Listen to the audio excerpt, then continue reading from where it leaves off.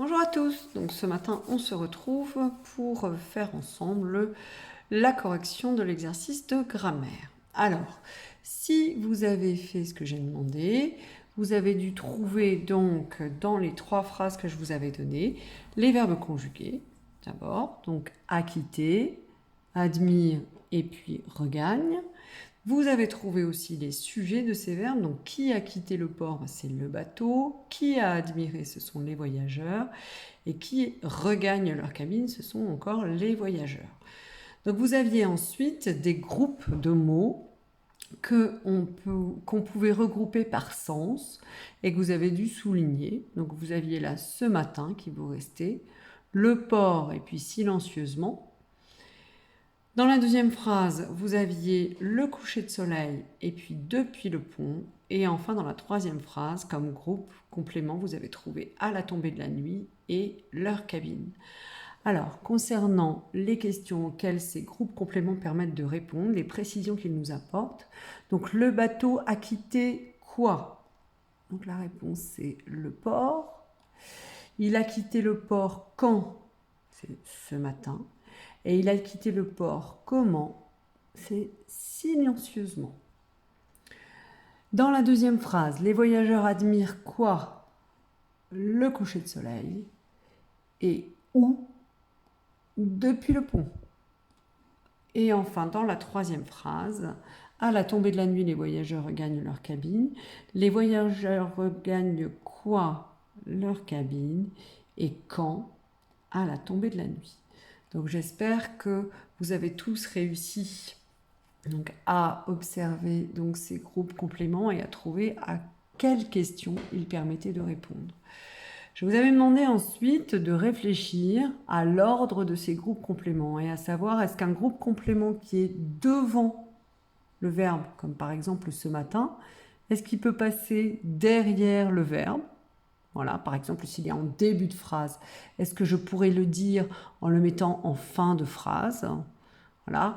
Et inversement, si un groupe complément est derrière le verbe, est-ce que je peux le mettre devant le verbe? Alors, on peut faire un essai avec le groupe ce matin. Je vais enlever les questions. Voilà. Et puis, on va essayer. Donc, le bateau a quitté le port silencieusement ce matin. Donc, le bateau a quitté le port silencieusement ce matin. Est-ce que c'est une phrase qui pourrait être correcte? Oui, elle pourrait être correcte. Hein, on pourrait parler comme ça.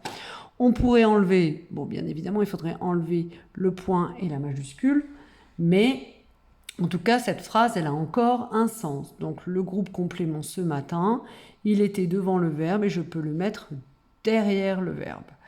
On peut essayer avec le port. Le port, là, il est derrière le verbe. Est-ce que je peux le mettre devant? Est-ce que je parle en disant « Le port, le bateau a quitté silencieusement ce matin » Alors là, je pense qu'effectivement, on est plutôt d'accord pour dire que non, on ne parle pas comme ça, on ne va pas le mettre. Donc celui-ci, hop, il ne bouge pas, il va être derrière le verbe et il va rester derrière le verbe. Le bateau a quitté le port.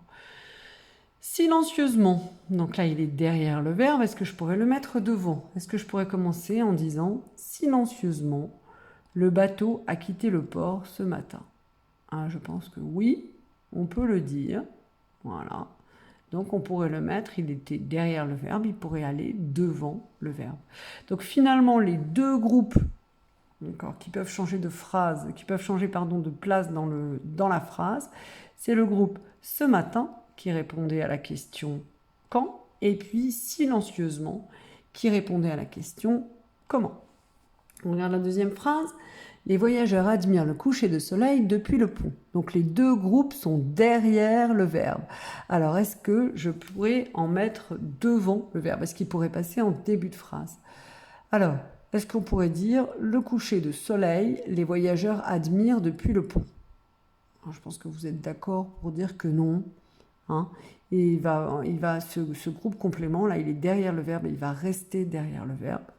Par contre, depuis le pont, est-ce qu'à la place de dire les voyageurs admirent le coucher de soleil depuis le pont, est-ce qu'on pourrait dire depuis le pont, les voyageurs admirent le coucher de soleil?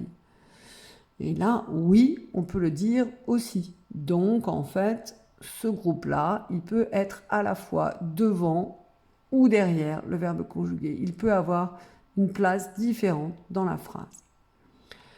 Troisième phrase, donc à lui, pardon, et il répond à la question où. Voilà. Troisième phrase, à la tombée de la nuit, les voyageurs regagnent leur cabine. Alors, est-ce que le groupe, leur cabine qui est derrière le verbe, est-ce qu'il pourrait aller devant le verbe? Leur cabine à la tombée de la nuit, les voyageurs regagnent. Donc je pense que vous êtes d'accord avec moi pour dire que ce n'est pas comme ça qu'on parle. Donc celui qui est derrière, là, celui-ci, en fait, j'arriverai pas à le mettre devant. D'accord. Alors maintenant, je fais l'inverse. À la tombée de la nuit, il est devant le verbe. Est-ce que je pourrais parler et dire « Les voyageurs regagnent leur cabine à la tombée de la nuit ?» La réponse, elle est oui. On peut effectivement dire « Les voyageurs regagnent leur cabine à la tombée de la nuit ». Donc ce groupe à la tombée de la nuit, il peut être devant le verbe ou derrière le verbe. Et il répond à la question « quand ». D'accord ? Donc finalement, ce qu'on observe, c'est que les groupes qui sont derrière le verbe là, et qui ne peuvent pas changer de place, ils répondent principalement à la question « quoi ». D'accord ? Dans notre exemple. Et les groupes qui peuvent être soit devant le verbe, soit derrière le verbe, soit donc en début de phrase, soit après le verbe ou en fin de phrase, répondent en général aux questions quand, comment et où. Là, on a encore un quand ici. Donc les questions quand, comment, où permettent donc au groupe en général d'être devant le verbe ou après le verbe, et ils ont cette particularité parce qu'en fait ce sont ce qu'on appelle des compléments de phrase. Ils donnent une information sur la phrase complète et donc on peut les placer un petit peu avant ou après le verbe, un peu n'importe où. Donc ces compléments qui répondent à ces trois questions principalement, on les appelle les compléments circonstanciels. Parce qu'ils nous donnent donc des informations sur les circonstances, ils nous donnent des précisions sur comment se passe l'événement principal.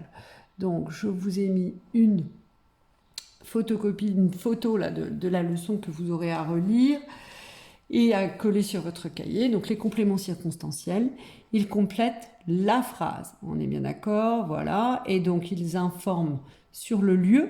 Quand ils répondent à la question où, on dit que c'est un complément circonstanciel de lieu. Vous voyez, moi je l'écris comme ça. Par exemple, le bûcheron abat un arbre dans la forêt. On pourrait dire dans la forêt, le bûcheron abat un arbre. Donc c'est un complément de la phrase. Il peut se placer partout. Et on dit qu'il s'appelle le complément circonstanciel de lieu. Il répond à la question où.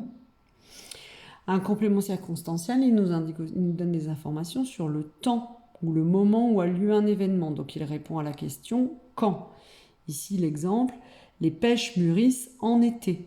Donc les pêches mûrissent quand? C'est en été. Donc on dit que c'est un complément circonstanciel de temps. J'écris CC pour complément circonstanciel de temps.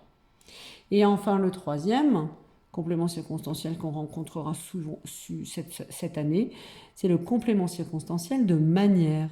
Donc il nous dit comment on fait les choses. Par exemple, il se lave les mains avec attention. Il se lave les mains comment? La réponse est avec attention. Donc c'est le complément circonstanciel de manière. Donc dans les trois exemples, les compléments là, circonstanciels sont derrière les verbes, mais on pourrait très bien les faire passer en début de phrase et les mettre devant les verbes. Donc les compléments circonstanciels, en général, ils peuvent être déplacés dans la phrase.